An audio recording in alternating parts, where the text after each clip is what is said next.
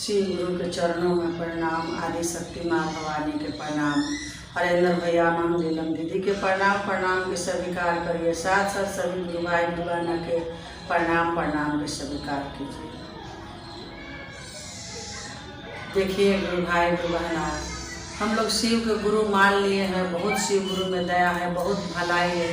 आज दया भलाई नहीं रहता तो संसार में तीन सूत्र का कोई नहीं जानता। आज हरेंद्रानंद साहब ने कितना संकट काट के, कितना अघोर तपस्या करके, कभी शमशान कभी कब्रिस्तान करके और शिव को गुरु बनाए और बना के अपने लिए कुछ नहीं मांगे। जब गुरु उनको प्रकट हुए तब बोले कि मांगो हरेंद्र, तुमको क्या चाहिए। आरा शमशान घाट में आधा रात के बोले हरेंद्रानंद साहब कि हमको कुछ नहीं चाहिए, अन्न धन सब कुछ है, हम चाहते हैं देश के कल्याण। हे गुरु महेश्वर, जब आप सत्य के गुरु हैं तो हमको एक ऐसा आशीर्वाद दीजिए कि हम देश के कल्याण करें।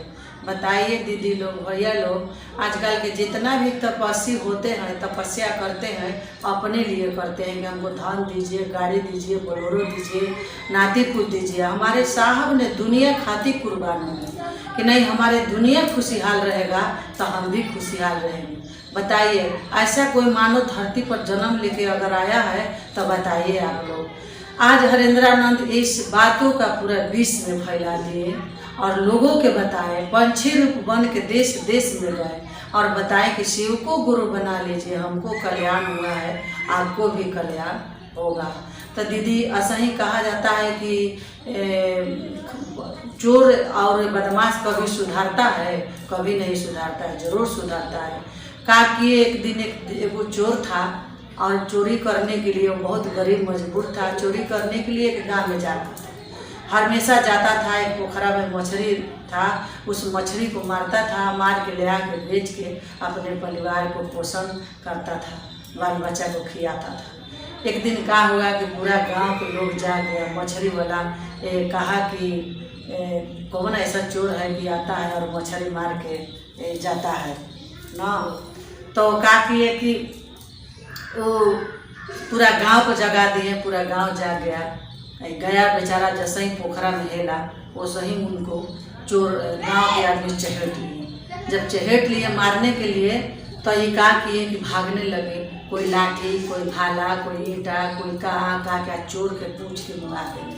चोर भागते भागते भागते भागते गांव से बाहरी गए जा करके, और एक मंदिर था, बाबा भोलेनाथ का मंदिर है, जो बाबा भोलेनाथ का मंदिर है, उसी मंदिर में जाके वो चोर बेचारा अपना जान बचाने के लिए लुका गया। जब लुका गया तो उन लोग खोजते खोजते थाक के और चल गए। तो क्या हुआ कि जब आधा रात हुआ तो चोर बैठ के सोच रहा था कि हम क्या करें, किसको क्या करेंगे। हमारा बाल बच्चा जो है भूखे रह जाएगा, क्या करेंगे, हमारा बाल बच्चा खाएगा।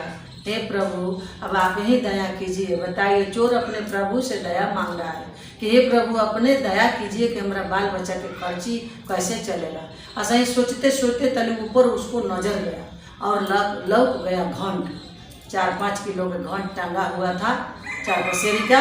वो सोचा कि इसी घंट को हम काट के बेचेंगे तो हमारा बाल बच्चा का भोजन चल जाएगा। उसको बड़ा जुगाड़ मिल गया। तो वो जुगाड़ खोजने लगा घंट काटने के लिए। तो वहाँ जुगाड़ कुछ नहीं मिला। तो सोचा कि ईंटा से जिस सीकड़ में लगा के घंट टंगा हुआ है, उस ईंटा से मार के ताला तोड़ देंगे तो घंट टूट जाएगा और हम ले जाके बेच देंगे। जुगाड़ खोजने लगा घंट तोड़ने के लिए, तो कोई जुगाड़ नहीं मिला। यही बाबा के लिंग इतना बड़ा मिला, पूरा डबल बड़ा लिंग मिला। बोला कि वो जुगाड़ तो हमारे ये जो भिरिए है और हम सोच रहे हैं। क्या किया कि बाबा के लिंग पर चढ़ गया।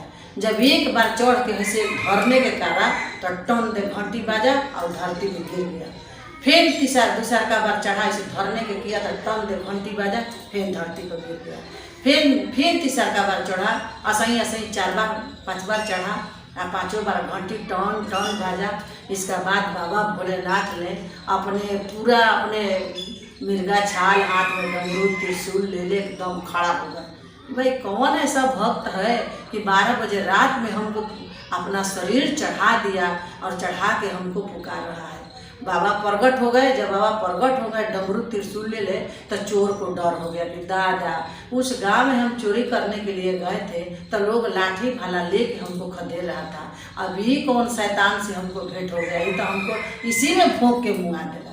वो भागने लगा चोर बाबा के देख के। बाबा बोले, अरे चोर मत भागो, आओ तुम्हारे आओ रे इंसान, तुम काहे भाग रहे हो, आओ आओ तुम्हारे पूजा से हम बड़ी खुश हैं, तुमको नहीं मारेंगे, हम मारने के लिए नहीं बुलाते हैं, तुमको कुछ देने के बुलाते हैं, आओ आओ तुम्हारे पूजा से हम बहुत खुश हैं। जब इतना बाबा बात बोले तो चोर का किया कि धीरे धीरे, डर तो है था उसको देह में कि ऐसा ना कि हमको भीरी बुला के भालवा भोग दे कि हम मर जाएंगे। बाबा बुलाए, भीरी आया। बाबा बोले कि सुनो, देखो तुम्हारे पूजा से बहुत खुश हैं, इतना दिन बरसों कोई बरस ले लोग हमको बेलपत्र धतूर फूल अक्षत सब चढ़ा के हमको पूजा लोग करता था, लेकिन पूरा शरीर आज तक तुम्हारे जैसा कोई चढ़ा के पूजा नहीं किया। हम तुम्हारे पर खुश हैं, मांगो तुमको क्या चाहिए। चोर बहुत खुश हुआ, बोला कि वाह रे, हम तो सोचे कि हमको महादेव भोग देंगे, हम मर जाएंगे, लेकिन हम तो कुछ पूजा किए नहीं, हम तो केवल घंट काटने के लिए चढ़ रहे थे। अब बाबा हम पे इतना खुश हो गए। बोला, बाबा हमको कुछ नहीं चाहिए, केवल आपका आशीर्वाद चाहिए, अपना चरण के दासी हमको बना लीजिए, ऐसे बड़ा धन हमको कुछ नहीं चाहिए। बताइए भैया बहनी क्या चाहिए। जब वैसा चोर के भगवान भोलेनाथ में कहा जाता है कि जिस पर नाथ के हाथ है वह अनाथ कभी नहीं होता है, उससे हमेशा गह रहता है। तब बताइए बाबा भोलेनाथ चोर को इतना बड़ा ज्ञान दिए कि उनको दासी बन गया, उनको पूजा पाठ करने लगा और सुखी संपत्ति से रहने लगा। तो भैया बहनी आप लोग भी शिव को गुरु बना लीजिए। शिव गुरु में बहुत दया है, बहुत अनुभूतियाँ है। पहला में दया मांगना है कि हे शिव गुरु आप हमारे गुरु हैं, हम आपके शिष्य हूँ, अपने शिष्य पर थोड़ा सा दया कर दीजिए। और दूसरे में कोई गुरु भाई गुरु बहना से कहना है कि शिव के गुरु बना लीजिए। शिव गुरु में बहुत दया है, बहुत अनुभूतियाँ है। हमको दया मिला है, आपको भी भैया दया मिलेगा। और तीसरा में 108 बार नमः शिवाय से प्रणाम करना है। देखिए एक बूढ़ी के हम लोग प्रणाम करते हैं तो बूढ़ी कितना आशीर्वाद देती है, जियो जागो दूधे पूते फूलल रह, मांगे भूखे बनल रह। हमारे महादेव को जब हम लोग 108 बार प्रणाम करेंगे तो क्या महादेव हम लोग के दया नहीं करेंगे? बहुत दया करेंगे। तो अपना मन में दगदग मत रखिए, दिल खोल के शिव को गुरु बनाइए। ऐसा मौका बार बार नहीं आएगा भैया, ऐसा मौका नहीं आएगा। मेरा बात ध्यान से सुनिए सभी गुरु भाई गुरु बहना। हम लोग लाभ नहीं है कुछ, केवल हम लोग का चरण मिला है, आप लोग के भी चरण मिलेगा। यही चर्चा करके आप लोग के चरणों में मैं कोटि कोटि प्रणाम करती हूँ।